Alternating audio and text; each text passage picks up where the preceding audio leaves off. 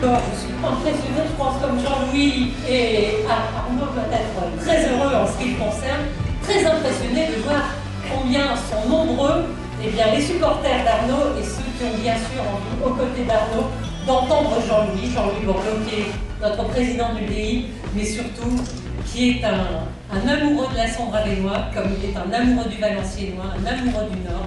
Vous savez combien il se bat, et depuis 89, combien il s'est battu pour les habitants de notre territoire.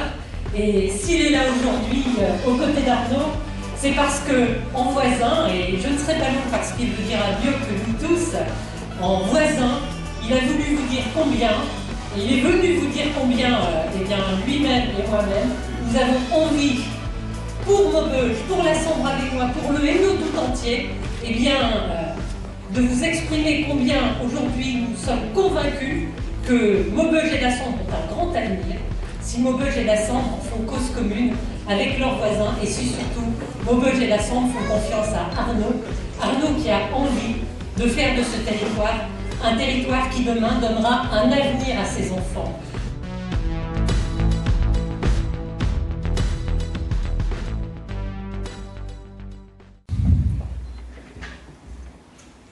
C'est probablement l'élection la plus importante pour les Maubeugeois. Elle est plus importante qu'une élection à la présidence de la République.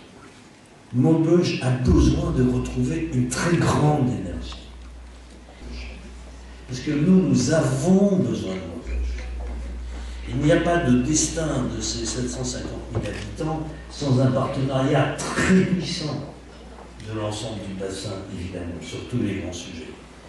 Et si on devait faire le portrait robot de celui qui va porter pendant 5-6 ans et probablement une décennie le destin de Maubeuge, il aurait à peu près l'âge d'Arnaud, il serait bourré d'énergie comme lui, il serait extrêmement structuré comme lui, il aurait des rêves infinis pour cette ville, il l'aimerait profondément, il serait bienveillant, il serait capable d'embarquer tout le monde et en même temps d'avoir le petit geste, la petite attention pour ceux qui ne vont pas bien à un moment ou à un autre.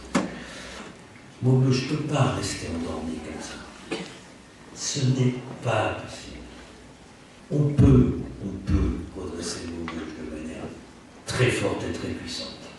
C'est une ville magnifique, ses remparts, son eau, la qualité de ses habitants. Bien sûr qu'on peut redéployer, comme on dit maintenant, Maubeuge. Je pense simplement que notre équipe est fatiguée. Voilà. Elle a plus de jus.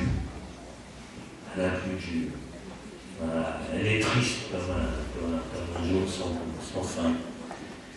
Elle n'est pas capable de porter aujourd'hui l'avenir de Maubeuge. Et je voudrais vraiment que vous vous disiez que c'est vous qui avez le destin de Maubeuge entre vos mains.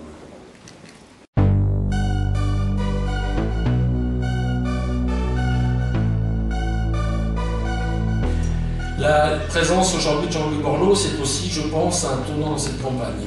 On va passer maintenant à la phase supérieure, et c'était important qu'il vienne aujourd'hui à Maubeuge pour qu'on passe à une deuxième étape de cette campagne municipale, face à la municipalité sortante, bien évidemment.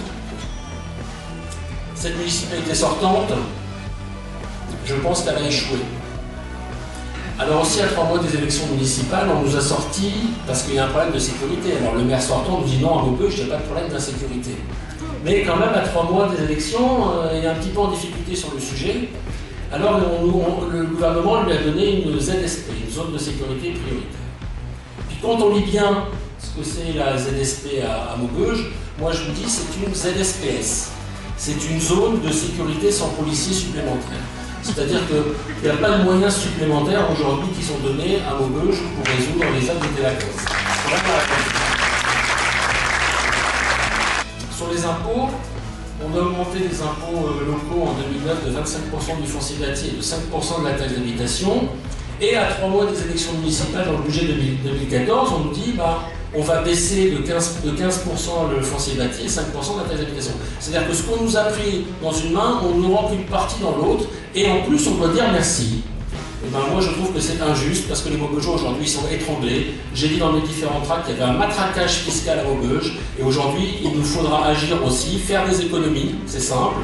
Nous on a proposé une baisse de 25% du foncier bâti et de 5% de la taxe d'habitation. Il nous faudra faire des économies à la mesure de 1,5 à 1,8 millions d'euros, mais il faudra les faire, ça représente 5% du budget municipal, je pense qu'on est capable de les trouver. Et puis on nous avait aussi promis un TER-GV. Vous savez, on devait mettre Maubeuge à 40 minutes de Lille. Ben, le TER-GV, on l'attend toujours, et de vous à moi, je pense qu'il va encore rester en gare. Après, on va nous vendre aussi à ces élections municipales l'ANRU, mais l'ANRU, on est bien placé pour le savoir ici, c'est d'abord le projet de Jean-Louis Borloo, et c'est pour ça qu'on est là aujourd'hui. C'est lui qui a créé, grâce à des fonds ANRU, qu'on a créé quelque chose comme l'Épinette.